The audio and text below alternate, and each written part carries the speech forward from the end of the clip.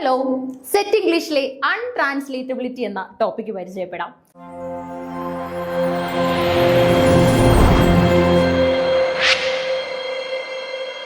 Set ഇംഗ്ലീഷിന് പലതവണ ചോദ്യങ്ങൾ വന്നിട്ടുള്ള ഒരു ഏരിയയാണ് ട്രാൻസ്ലേഷൻ സ്റ്റഡീസ് എന്ന് പറയുന്നത്. അതിൽ തന്നെ കൂടുതൽ ഫോക്കസ് വരുന്ന ഒരു ഏരിയയാണ് അൺട്രാൻസ്ലേറ്റബിലിറ്റി എന്ന് പറയുന്നത്. ഓക്കെ, അപ്പൊ ടേം എന്താണെന്നും അതിന്റെ എക്സ്പ്ലനേഷൻസും നമുക്ക് ചെക്ക് ചെയ്യാം. In translation studies, untranslatability refers to the concept that certain text or part of text cannot be perfectly translated from one language to another due to inherent linguistic or cultural differences. Okay, അതായത് നമ്മൾ പറയുന്നത് പോലെ easy ആയിട്ടുള്ള ഒരു ടാസ്കേ അല്ല translation എന്ന് പറയുന്നത്. Okay, translation is A very complex task അല്ലെ. നമ്മൾ വിചാരിക്കും എല്ലാ ഫീൽഡുകളും പോലെയല്ലേ എന്ന്. പക്ഷെ ഒരുപാട് ഫീൽഡുകളുടെ റിഫ്ലക്ഷനിൽ മാത്രം പ്രവർത്തിക്കാൻ സാധിക്കുന്ന ഒരു മേഖലയാണ് ട്രാൻസ്ലേഷൻ സ്റ്റഡീസ് എന്ന് പറയുന്നത്. പിന്നെ അതുപോലെ തന്നെ എപ്പോഴും നമ്മൾ ചെക്ക് ചെയ്യുമ്പോൾ ഒരു വാക്കിന് അത്രയും ഉചിതമായ മറ്റൊരു വാക്ക് മറ്റൊരു ലാംഗ്വേജിൽ ഉണ്ടാകണമെന്നില്ല. ഓക്കെ, പലപ്പോഴും നമ്മൾ ലാംഗ്വേജ് L1 ഇപ്പൊ മലയാളത്തിലുള്ള വാക്കുകൾക്ക് എല്ലാം തന്നെയുള്ള എക്സാക്ട് മീനിങ് ഇംഗ്ലീഷ് L2 ഉണ്ടാകണമെന്നില്ല അല്ലെ.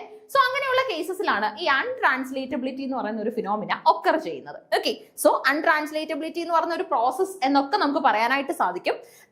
This doesn't necessarily mean translation is impossible, but rather that achieving a completely identical meaning and effect across languages can be challenging or even unattainable. Okay, അപ്പൊ എപ്പോഴും നമുക്ക് ഒരു ലാംഗ്വേജിന് പെർഫെക്റ്റ് അല്ലെങ്കിൽ ഒരു ലാംഗ്വേജിൽ ഒരു പർട്ടിക്കുലർ വേർഡിനുള്ള പെർഫെക്റ്റ് ആയിട്ടുള്ള ഐഡിയ മറ്റൊരു ലാംഗ്വേജിൽ എക്സിസ്റ്റ് ചെയ്തു എന്ന് വരില്ല. ഓക്കെ, അങ്ങനെയുള്ള കേസസിലാണ് അൺട്രാൻസ്ലേറ്റബിലിറ്റി എന്ന് പറയുന്ന ഒരു പെർട്ടിക്കുലർ ഒക്കറൻസ് ഉണ്ടാകുന്നത്. ഓക്കെ, അപ്പൊ എപ്പോഴും ശ്രദ്ധിക്കേണ്ട കാര്യം, ഒരു വാക്കെന്ന് പറഞ്ഞാൽ യുണീക്ക് ആണ്. അതിനെ പോലെ തന്നെ അതിന് സിനോണിംസ് ഉണ്ടാവും, പക്ഷെ അതിനെ പോലെ തന്നെ മറ്റൊരു വാക്ക് എക്സിസ്റ്റ് ചെയ്യണമെന്ന് എല്ലാ കേസസിലും നമുക്ക് ഒരു കണ്ടീഷൻ, മാൻഡേറ്ററി കണ്ടീഷൻ വെക്കാനായിട്ട് സാധിക്കില്ല. ഓക്കെ, സോ അതും ട്രാൻസ്ലേഷൻ സ്റ്റഡീസിന്റെ ഒരു പോസിറ്റീവ് ആയിട്ട് തന്നെയാണ് നമ്മൾ കാണുന്നത്. കാരണം എന്ന് പറഞ്ഞു കഴിഞ്ഞാൽ അൺട്രാൻസ്ലേറ്റബിലിറ്റി ഒക്കർ ചെയ്യുന്നത് എപ്പോഴാണ്?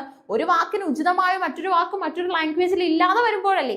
That means it stresses the idea or it underlines the statement that word is very unique അല്ലെ. ആ വാക്ക് അത്രയും യുണീക്ക് ആണെന്നുള്ള ഒരു ഐഡിയ ആണ് അവിടെ എക്സിസ്റ്റ് ചെയ്യുന്നത്. ഇനി നമുക്ക് അടുത്തതായിട്ട് വരുന്നത് ടൈപ്സ് ഓഫ് അൺട്രാൻസ്ലേറ്റബിലിറ്റി ആണ്. ലിംഗ്വിസ്റ്റിക് അൺട്രാൻസ്ലേറ്റബിലിറ്റി ഉണ്ട്. This arises when there are no direct grammatical or lexical equivalence in the target language. Okay, അതായത് ടാർഗറ്റ് ചെയ്യുന്ന ലാംഗ്വേജിൽ, നമ്മൾ എയിം ചെയ്ത് വെക്കുന്ന ലാംഗ്വേജിൽ, മലയാളത്തിൽ നിന്ന് ഇംഗ്ലീഷിലേക്ക് ട്രാൻസ്ലേഷൻ നടത്തുകയാണെങ്കിൽ മലയാളത്തിലുള്ള ഒരു വാക്കിന്, ഇപ്പൊ അമ്മ എന്ന വാക്കിന് ഇംഗ്ലീഷിൽ നമ്മൾ മദർ എന്ന വേർഡ് കണ്ടെത്തും. പക്ഷെ അമ്മ എന്ന് പറയുമ്പോൾ നമുക്ക് ഉണ്ടാവുന്ന L1, നമ്മുടെ ലാംഗ്വേജ് 1 ഇല്ലേ, ആ ഒരു മദറിനെ നമ്മൾ അമ്മ എന്ന് വിളിക്കുമ്പോൾ നമ്മളിൽ കിട്ടുന്ന ഒരു ഫീലിംഗ് ഉണ്ട്, ഒരു റിഫ്ലക്ഷൻ ഉണ്ട്. അത് നമുക്ക് അതേപോലെ മറ്റൊരു ലാംഗ്വേജിൽ കൊണ്ടുവരാൻ പറ്റിയെന്ന് സാധിക്കില്ല ഇല്ലേ, കൊണ്ടുവരാൻ പറ്റിയെന്ന് വരില്ല.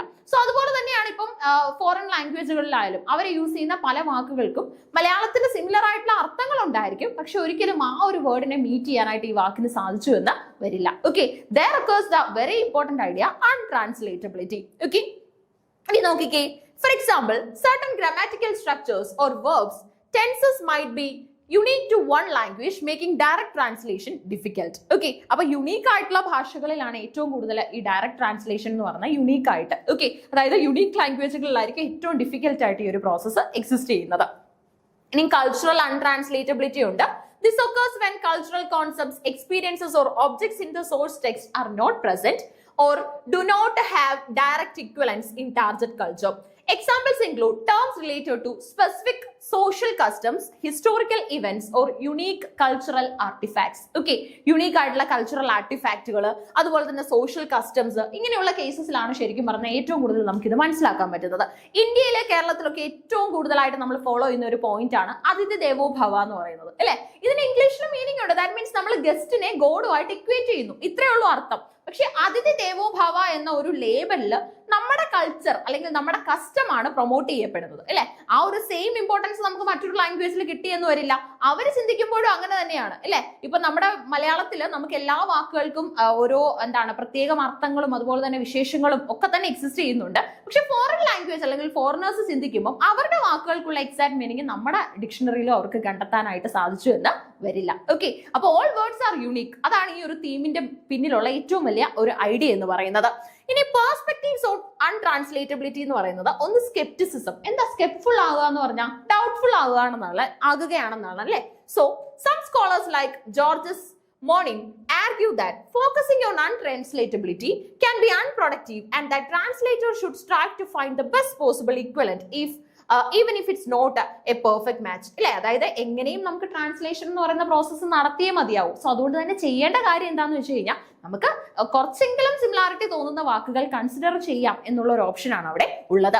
ഇനി അക്സെപ്റ്റൻസ് ഉണ്ട്. അതേഴ്സ് ലൈക്ക് JC Catford അതുപോലെ തന്നെ they acknowledge the reality of untranslatability while also recognizing that translators can employ various techniques to mitigate the challenges and convey the intended meaning. Okay, അപ്പോൾ അവർ ഉദ്ദേശിക്കുന്ന മീനിങ് കൊടുക്കാനായിട്ട് അവർക്ക് പലതരത്തിലുള്ള എന്താണ് parameters meet ചെയ്യേണ്ടതായിട്ട് വരും. ഓക്കെ, സോ ക്രിറ്റിക്സ് പറയുന്നത് some scholars like Paul Rekor and Lawrence Venuti critique the notion of untranslatability, suggesting that it can reinforce linguistic and cultural hierarchies or reflect a failure to understand the nuances of translation as a creative process. Okay, so translation is not an easy process. It's a very complex process. Okay, പലപ്പോഴും untranslatability അടക്കമുള്ള features വരുമ്പോഴാണ് ട്രാൻസ്ലേഷന്റെ ഒരു point എന്ന് പറയുന്നത് കൂടുതൽ further ആയിട്ട് വരുന്നത്. Okay, അപ്പൊ സെറ്റ് ഇംഗ്ലീഷിന് ഏറ്റവും ആവശ്യമായിട്ടുള്ള ഒരു ടോപ്പിക്കാണ് നമ്മൾ ഡിസ്കസ് ചെയ്തത്, untranslatability. Thank you.